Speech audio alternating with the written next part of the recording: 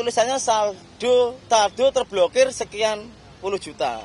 Rencana untuk bayar sewa bis.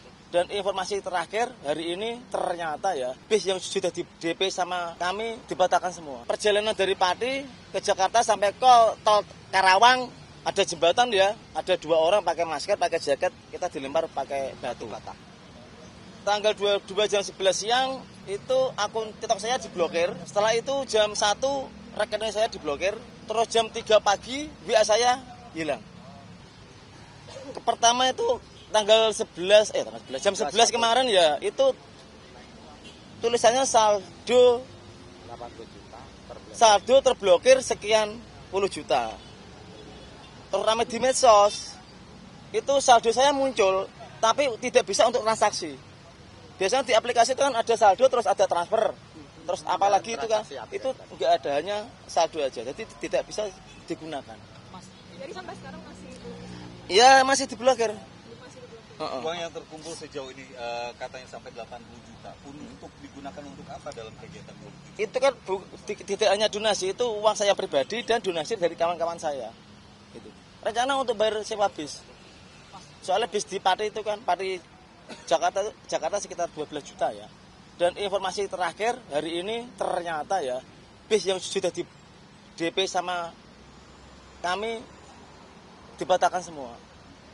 Karena mendapat intervensi dari pihak kepolisian. Mas, kalau bus yang di depan itu ada retak kacanya, itu intimidasi juga, Mas? Ini perjalanan dari Pati ke Jakarta sampai ke tol Karawang ada jembatan ya, ada 2 orang pakai masker, pakai jaket, kita dilempar pakai batu bata. Kapan itu, Mas? Tadi jam 11 siangan, jam 10. Ada korban mungkin dari serangan itu? Ya, alhamdulillah hanya luka-luka ringan ya, sekitar 3 orang termasuk saya. Kena serpian kaca. Apakah menurut Mas Botok ini intimidasi jelang demo atau seperti apa? Pasti lah. Ya, kira-kira ya seperti itu. Ya nanti masyarakatlah yang menilai.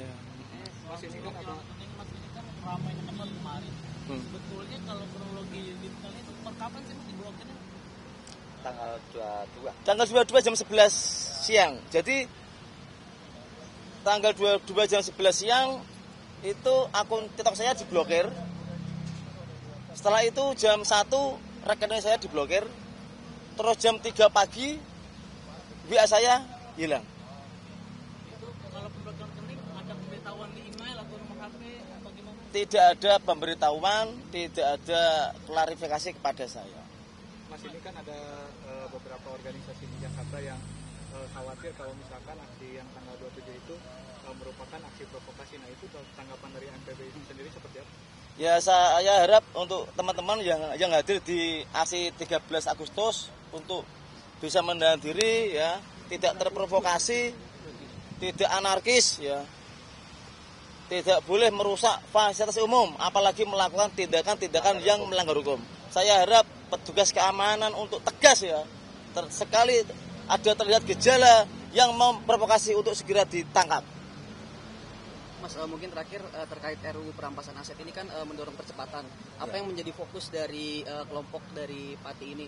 Karena kan di koalisi masyarakat sipil yang dikhawatirkan itu RUU perampasan aset ini nantinya aset bisa disita tanpa adanya putusan dari pidana gitu. Kalau dari masyarakat Pati sendiri mungkin apa isu yang disampaikan, yang didorong terkait RUU perampasan aset ini? Ya, kita mendera RUU itu pertama ya, korupsi jelas ya, itu adalah penjajah bangsa ini. Korupsi ini merusak bangsa, Bang. Kedua, korupsi ini merusak masa depan bangsa.